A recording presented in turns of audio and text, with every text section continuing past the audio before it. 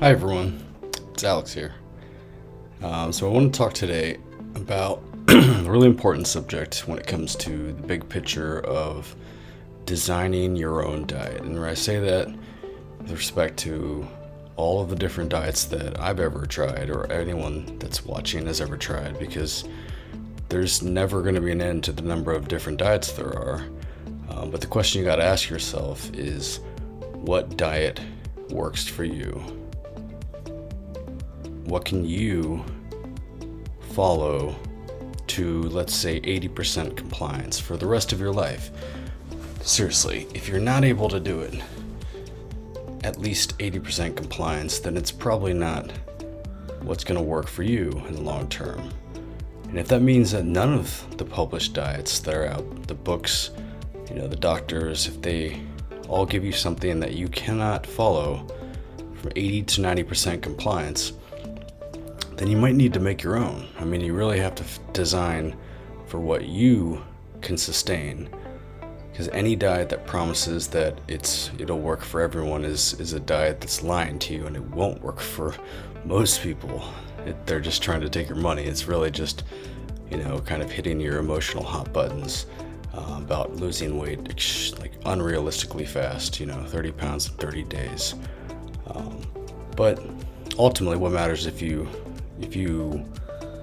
were to lose the 30 pounds in 30 days, there is no promise or caveat that you would keep those 30 pounds off. And that's really kind of what makes this, a flexible dieting approach necessary, is that if you don't know what works for you, then you have to find out what works for you experimentally.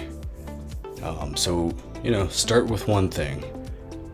Start with identifying, the foods that you don't ever want to have to give up. Your favorite foods that are junk foods, indulgences, cheat days, cheat meals. What are the foods that consistently show up on that? So check yourself every week and look back at, what foods you did or did not eat.